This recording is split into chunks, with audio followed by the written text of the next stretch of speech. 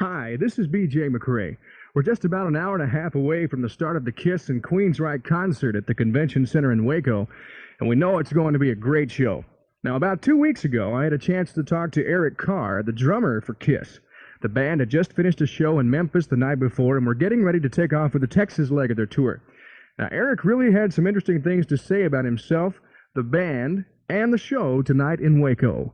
So, hey, what's going on? Not much. Having a good time. We've got a day off, so I'm relaxing a little bit. Where are you? In Memphis. Oh, yeah? Yeah, we played yesterday, and, it was great, and we have a day off today. We'll be in Lubbock tomorrow. Lubbock. Yeah. Red Raider country. Huh? Red Raider country. Red Raider country, yes. Texas Tech. I went to school there for a year. Oh, yeah? I left. There's nothing there but sand and wind. Until tomorrow. There will be there. And there'll be more wind. Well, how long y'all been out on this tour? Well, we started the States the middle of November, and, before that we did 7 weeks in Europe in October, through October. And we'll be out probably until the middle of April, maybe later. All right. And then we'll go and do another album and start all over. Well, how long does it take to do an album? Almalize is still pretty fresh. Oh, yeah, but still, it's still last year's album, and you want to do another one. We're writing tunes, we're writing some good stuff, and we want to record it. So it'll probably be out like September or October of next year anyway. Well, you went through some personnel changes there quite recently. I know Vinnie Vincent left. Yeah, Vinnie Vincent was fired, and we found Mark St. John, through some friends in California, and the guy is phenomenal. I mean, he really is a virtuoso on his guitar, and he did the Animalize album with us, but right afterwards he contracted, it's a rare form of arthritis, and he wasn't able to play anymore. And, he's been going for therapy and, all kinds of stuff for months and months. So as the European tour approached in October, we had to find someone to replace him temporarily. Mm-hmm. And, we found a guitarist. His name is Bruce Kulick. He's the brother of Bob Kulick, who's played with Meatloaf and a few other people. And he's been with, I was going to say Officer Joe. He's been with Michael Bolton and, yeah, a few people. And the guy's great. And as it turned out, he did all of Europe with us. He started doing the States tour with us. We were still hoping that Mark would be ready to play, but there was just no chance. It was too risky. And we finally, at one point during the tour, we had to make a decision as to, what we were going to do once and for all as far as a guitar player. So we decided, since Bruce was doing so well, and there was really no telling what was going to happen with Mark, we just had to go with Bruce. Now you joined the band, I think, on the Creatures in the Night album, right? No, before. Oh, really? I joined the band in 1980, in June of 1980. And, we did, the first album that I did with the band was in 81. It was The Elder. Okay, yeah. Yeah, so, so I've been around from The Elder on. It's a long story. I mean, I've told it a million times. But, yeah. Well, basically what it is I've been playing bar bands for about 15 years, getting nowhere. And I ran into someone who I didn't really know that well and hadn't seen in about 4 or 5 months. And I ran into him at a club that I was supposed to play the next night. And invited him to see the band. And at the end of the night, he said, Eric, you got to get out of this band. And I said, yeah, I know. I already planned to leave. And he said, well, why don't you audition for KISS? And that's how I found out about the auditions. I had no idea that they were auditioning drummers. So you just auditioned and got the job? Yeah, I called him. I came down for an audition, sent in tapes and stuff, and 6 days later, I was the drummer. All right. Yeah. That Cinderella story, huh? Oh, yeah. Yeah, I believe in fate ever since that day. Yeah. Now, immediately you had to go in with the makeup, huh? Mm-hmm. Now, how did that feel to go from what you were doing before to the makeup and the whole bit? Well, I mean, it was great. Obviously, I loved it. I knew what KISS was all about, and I always hoped that I would be in a band that was like KISS. I never expected to be in KISS, and I guess mentally, I was always, on a much higher level. As far as my performing was concerned, I always thought of things being bigger. Yeah. So when I got into KISS, of course, there weren't many new things for me, but there were a lot of good people helping me out, and we all designed our own makeup. That's just a little history of the band. And I came up with the Fox, which is my character. Yeah. And luckily for me, the fans just took to me right away, instantly, and all the resentment, and I guess hassling that I expected to get never materialized. Now, what did people think that you knew when you got into the band with all the makeup, like your mom and dad, maybe? What do they think of me? Yeah, when you were wearing the makeup. Well, was there any kind of Oh, no, they were proud. I mean, they were proud, you know, and they couldn't call me a bum anymore because I wasn't a bum anymore. No, but actually, my parents, you know, they were always real good and real supportive of me, and you know, they were happy. I mean, they were fascinated by the whole thing because they didn't really know anything about Kiss, you know. Yeah. And you know, seeing me in makeup and costume and 8-inch platform shoes, and you know, seeing the show with bombs and the drum riser moving and all kinds of things, and Gene with his tongue, and they loved it, you know. They love it. They're big fans now. I always heard a rumor that Gene Simmons' tongue had Not something. true. It's not true, huh? What, that he had a cow's tongue? Yeah. No. It's Now, I imagine not. hardcore Kiss fans knew that, but for other people that kind of thought that. No. I'll say it right here. It's not true. It's a rhinoceros tongue. 'Cause it's much larger. All right, now, when you wore the makeup, Yeah. did you wear that everywhere? No. Well, you know, sometimes. Because, you know, there used to be the thing that, you know, the guys from Kiss were never seen in public without their makeup. Well, yeah, but I mean that doesn't mean that. No, that's not true. We were seen in public without makeup. I mean, if we were going somewhere or at dinner or something like that, or at a club, I mean, we wouldn't be wearing makeup. What it was is that we just weren't photographed. We wouldn't allow ourselves to be photographed without makeup. Okay. So, but yeah, you know, there are times when we're not on stage that we're called upon by our lady friends from the audience to keep the makeup on for a little hotel entertainment. But that's another story. Okay, now, do you wear the makeup at all on the shows now? No, not at all. No. Okay, because you had an album that was called Unmasked, right? Right, and that was the album right before I joined, yeah. Mm-hmm. And I think that, you know, that kind of threw everybody for a loop. Nobody knew what that album meant, you know. I think a lot of fans maybe thought that Kiss was getting ready to pack it in, you know. And, but, you know, it really had nothing to do with it. It was just somebody's warped idea of a good album title. Oh, really? Yeah. So it didn't take place on it. It happened a couple albums later then. Yeah. Oh, yeah. It happened just around the Lick It Up time. Okay, now, what went into the reasoning behind getting rid of the makeup? I mean, I think that's a pretty big deal because that's how one of your main focal points of the band. Yeah. Well, you know, the makeup was see, the thing about the makeup and the whole Kiss philosophy is that Kiss has always done what it wanted to do, no matter what critics, you know, no matter what anybody said. And that's one of the things I think that kept the band going for so long, is because we're honest about what we do. And lots of bands, you know, aren't. And so using the makeup and doing big shows and getting bigger and bigger, and, you know, and everything that the band has done was part of what they wanted to do. Now, when you're not feeling 100% into a certain part of your life, you know, which is a major part, if it's not doing it for you anymore, if you don't feel as good about it, you're not going to give 100%. Right. And you're gonna start to fall. And the fans, you know, you're gonna let the fans down. You let yourself down. So you have to decide what you're gonna do. It's like this. It's like sex. Mm-hmm. You know, you're married for 10 years. You make love in the same position for 10 years. You know, at first it's cool. You think of, you know, different things to do. You come up with new ideas. But after 10 years in the same position, you know, it's not much fun anymore. So what are you going to do? You either break up or you change positions. Right. So we change positions. It's a great analogy. Fun again. Great analogy. Okay. Now, along with you talk about the shows getting bigger and bigger. Yeah. Now, are they still as elaborate for people that haven't seen Kiss in a while, or have you toned them down? No, Kiss, you know, our shows now are every bit as big and as elaborate and as outrageous as any Kiss show. I mean, this stage, it's got ramps. We got tons of amps. We've got, you know, tramps. That's us, of course, on stage. You know, there'll be plenty of girls pulling their tops off and throwing their bras on stage, and panties too. Which I'm just throwing a little plug in. Girls, please do it. Thank you. We love it. Yeah. I mean, there's a lot of things. You know, we have a great light show. You know, trusses moving all over the place. My drum riser moves around and blows up and all kinds of things. You know, with me on it, which is fun. All right. Yeah. So, you know, it's really, the stage is like, I guess, a cross between Animal Kingdom and like a lunatic asylum. Yeah. Yeah, and we're 4 lunatics up there. Okay, now getting to the music.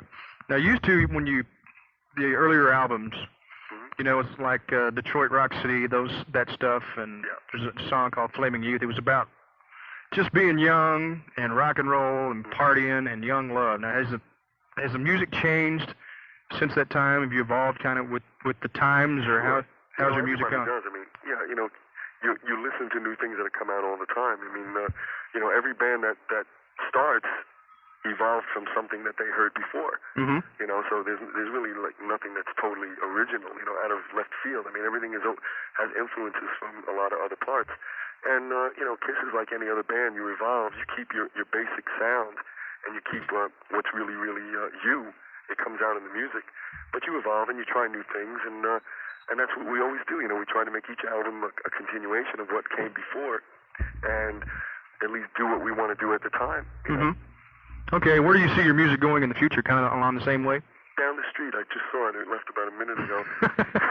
No, the music is going to continue. Like the Lick It Up, the Animalize, and then this next one, will be heavier. It'll be, really good dancing things. Party stuff, good old rock and roll. Yeah. About sex and having a good time. Yeah. And So would you call yourself a bunch of headbangers? Yeah, I would. I would call us a lot of other things too, or some of other people, but that's okay. Yeah, we just like to party. We like to rock and roll. We like to have a good time. We love the ladies, and we like to hang out with the guys. Okay, now I was thinking about your music and the way it's changed. Sure. Now your audience. I know when I was in high school and college and stuff. The deal was there was a bunch of kids at the concerts. Yeah. Now, has your audience grown up with you, or have you continually got a new influx of newer kids in the audience, or what's your audience like these days? Yeah, it's all of that now. We have. It's really weird, especially with the Lick It Up album and the Animalize, because that really like opened up a whole new thing for us. And so what we've got now is anywhere from, I don't know, 9 and 10-year-olds in some cases, in small amounts, but they're there, to the 20s, the mid-20s, even in the 30s. So what we're getting is a lot of new fans that are just got into us from the last few albums. We're getting a lot of new fans that maybe got into the band by listening to their older brothers and sisters' albums. Right. Looking through the magazines and stuff with all the old KISS. And then we have a lot of the old KISS fans that have been around for a long time that have never really left. So you still got that loyal following that you had before? Oh, yeah, KISS. Thank God for this band. We've got, like, the most loyal, fanatical fans of any band around. Well, you can see that from, the contest we've been running on the air. Oh, yeah. KISS is just, I can't see any falling off. Really, KISS fans, they're the best. We love them. You're listening to an interview with Eric Carr, drummer for KISS on KIXS. I'm BJ McCrae, and as we continue, I ask Eric about Gene Simmons' ventures outside the band. Okay, now, getting to some other things. Gene Simmons, of course, has been branching off into an acting career. No. Yes, I know. Yeah. Boy, I'm just dropping bombshells on you. I'll tell you. No, it's okay. Go ahead. Now, does that change the way the band he feels about the band, or in any way? I don't know. He hasn't spoken to any of us since the movie came out. I don't know. I have to get an appointment now when I want to, see him on stage. I have to send somebody out to ask him. No, Gene, he was he's real proud of the movie, and we're real proud that he did it, We all have mixed opinions about the movie, which I won't go into, and, but we're proud of the fact that he did it, there he is, he's up on the screen, and he made a major motion picture, and, I don't think it's really changed any of his feelings towards the band, the band is his main thing, he loves being in the band. He just wants to try new things, and everybody in the band is kind of at the point now where we can branch out a bit, because we're not as locked in with the makeup and that image anymore. Yep. We're more real, even though it is still KISS, and it's every bit of KISS as it ever was. But we're more a little freer now to branch out. Now, what would you do to branch out? Well, what would I do to branch out? I'm looking for bands to produce. I want to get into production. Gene has produced some bands, and Paul is constantly in the market for bands. He's looking for something really special to produce, and and he's proved his producing talent on this album. And although Gene and Paul have co-produced practically every KISS album anyway, even though they were always production credits to someone else, but yeah, I want to do that also. I've learned a lot from being with the band, and I have really, really good ideas. I can write, and I know my way around the studio. So if there are any bands out there that think they have something special and want to take a chance on a fledgling producer with a lot of experience, here I am, folks. Yeah, so that's it. We want to try other things, but we will never, and this is very important, and this goes for any one of us.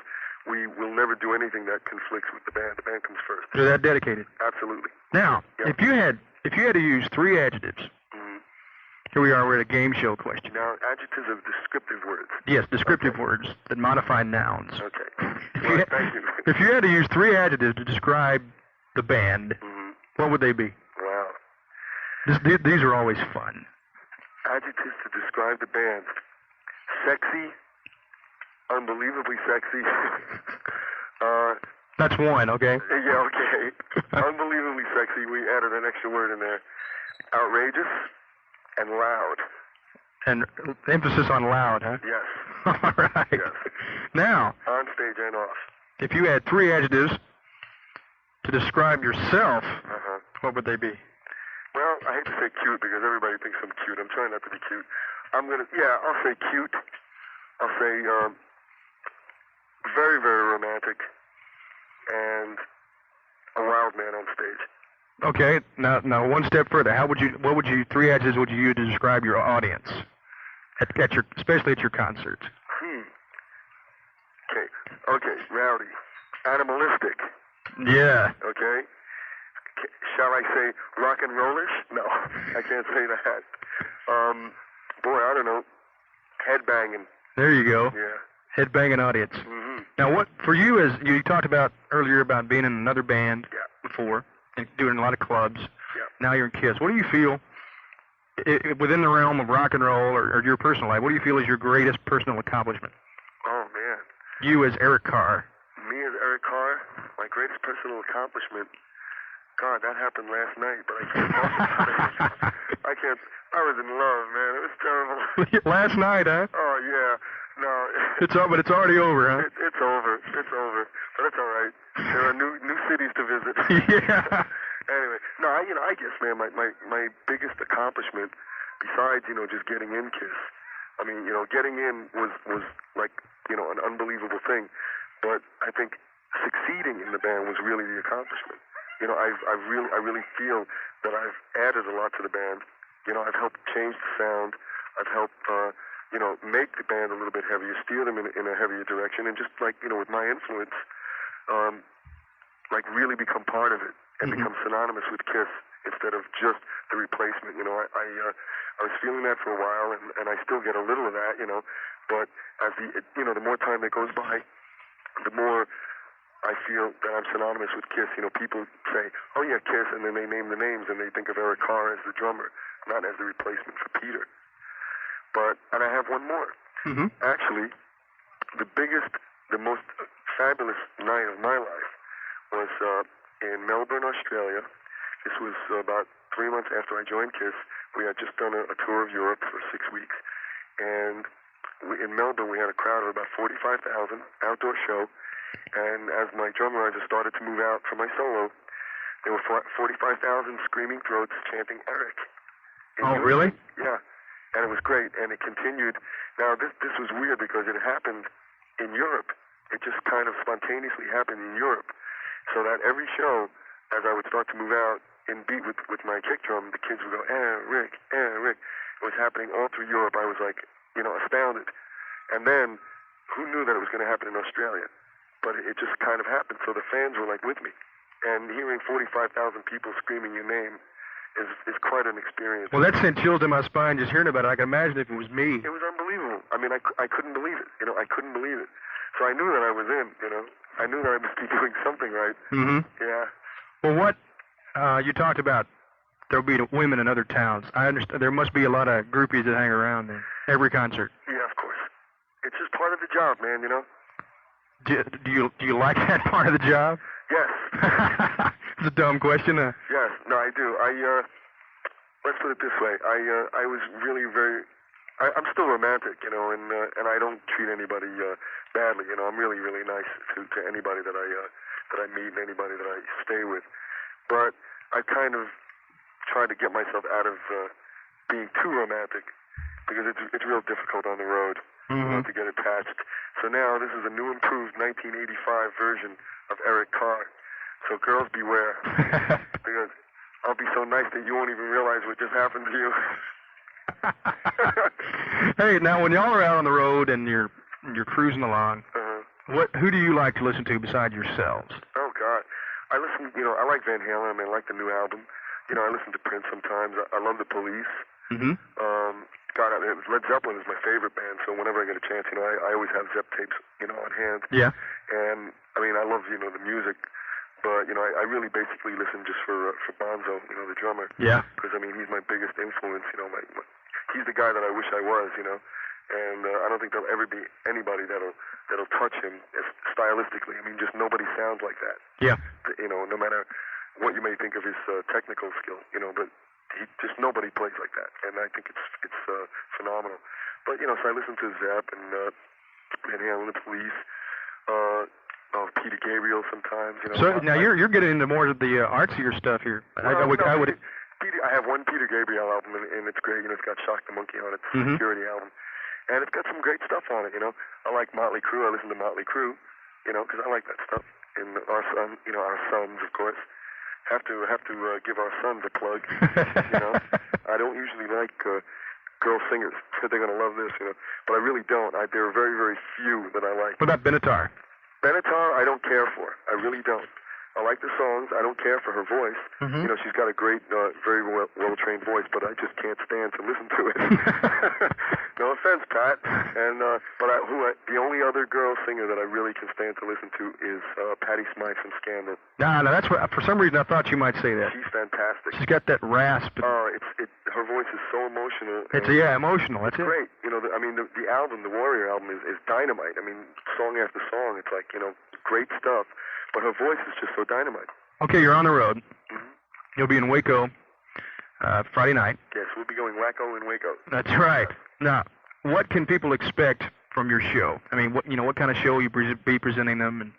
Okay, let's just put it this way. Okay. If they ever had an M80 lit and put in their mouth, then that's kind of what the feeling is going to be like when they hear us on stage. I mean, this stage is it's got ramps, and we've got tons of amps all over the place. Didn't I tell you this already? Yeah, you told me. I'd like to hear it again. It's great. I'm getting crazy, I don't remember who I'm talking to. It's like these girls, I forget who I said something to. I used that line last night. Yeah, it's weird. Oh man, it's terrible actually, because you get yourself in trouble sometimes. But anyway, yeah, we got those ramps. We got tons of amps, man. We got lighting that moves. You got the drum riser that explodes with me on it. We got Gene and Paul and Bruce and Eric just doing our best. Giving 100% to the rock and roll. And we're gonna be loud as hell, and you're gonna love it. You're gonna party. We're gonna get everybody involved, and we're gonna animalize everybody.